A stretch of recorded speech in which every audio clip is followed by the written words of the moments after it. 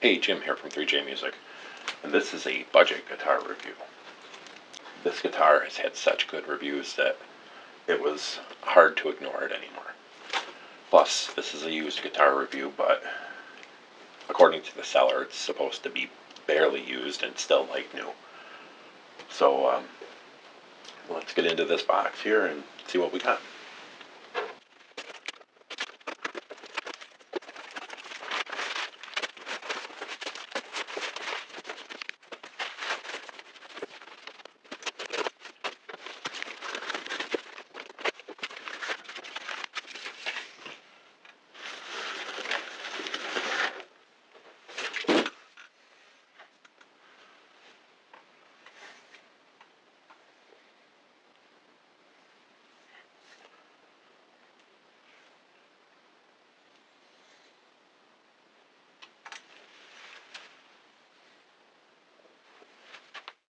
Okay, so we got the Jet JS400 in surf green. So if you watch guitar reviews on YouTube, especially budget guitar reviews, you've probably seen a bunch of these. So this one still has the plastic on the pick guard, and it appears to be brand new. I don't see any scratches or mars or anything, just a few fingerprints. Some of them are mine now.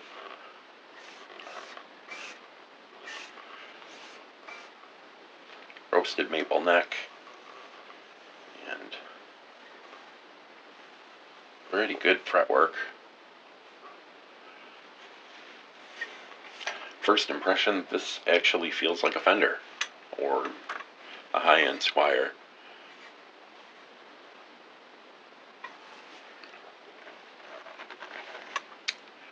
So we got the roasted maple neck.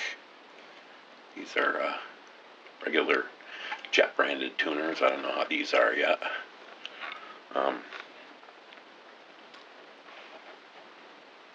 String tree. A roller string tree, but probably would have been better. I don't know what this nut is. Doesn't feel like your typical plastic. These might say that they're supposed to come with a bone nut. I'm not sure, but I don't know if that's bone either. Single hum, 5-way switch, volume, tone. Pots aren't bad. Has these vintage style saddles, which are usually kind of sharp, and these don't seem to be any exception. I've definitely felt worse, but you can definitely feel the grub screws sticking up. It's got a pretty nice contour in the back. It's not beveled or anything, but it is nice and smooth. So we're not breaking any new ground here. This is a SSH Strat style guitar, and I mean, it does feel pretty good. It doesn't feel like a toy, which you get with some cheap guitars. I do like the choice to put the jack on the side of the body rather than up front. I mean, feel-wise, this feels pretty good. You know, that's really what's most important, is how it feels. The action's not terrible. Could be a little lower for my taste, but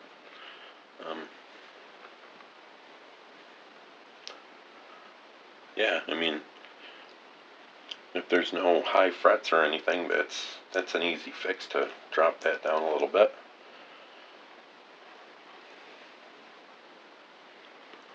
So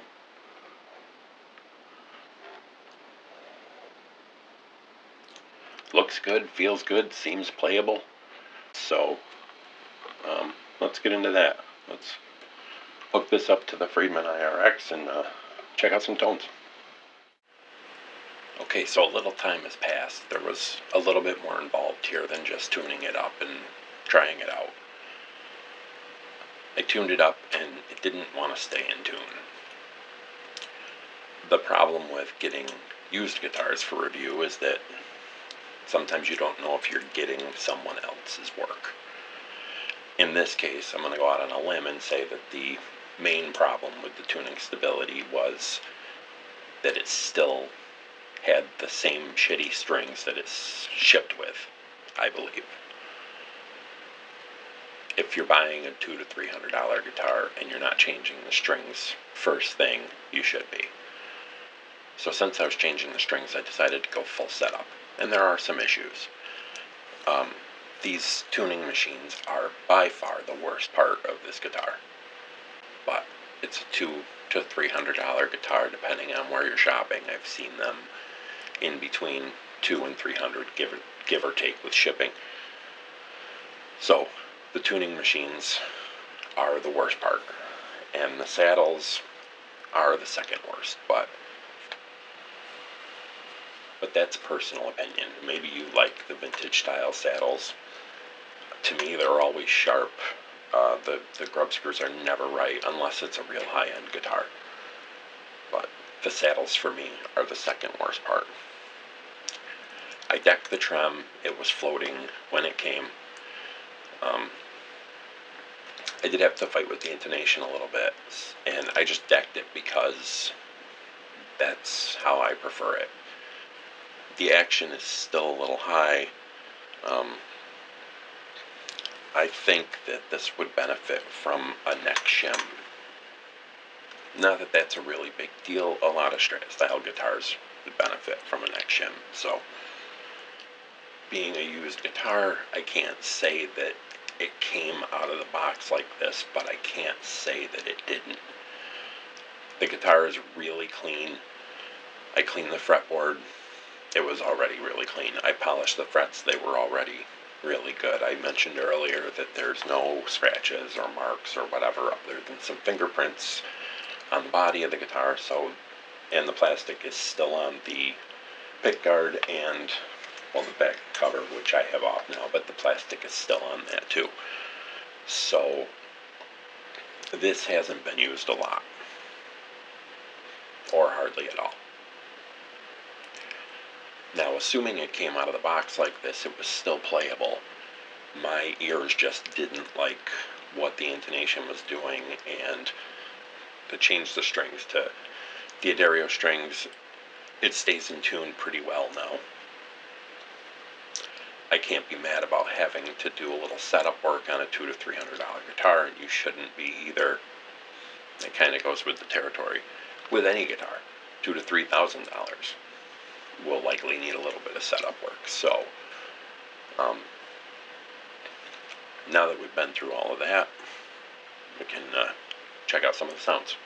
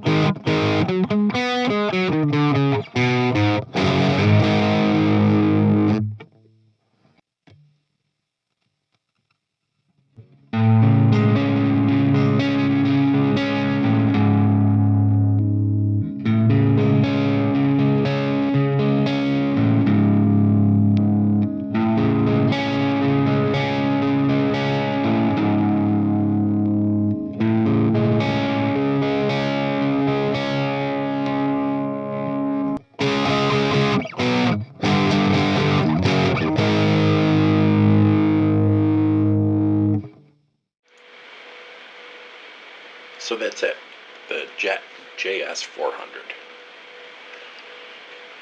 To me, the most impressive thing about this guitar is, I mean, yeah, it looks good and it sounds pretty good, but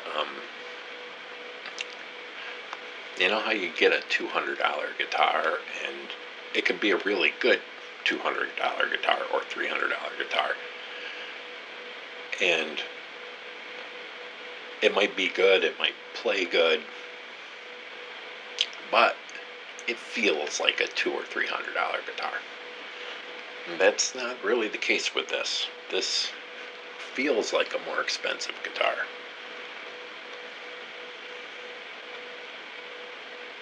So I think all those good reviews I was talking about at the beginning of this video were well deserved. What did you think? Let me know in the comments, and if you found this video useful or just enjoyed it, I'd appreciate it if you'd hit like and subscribe. Thanks for watching.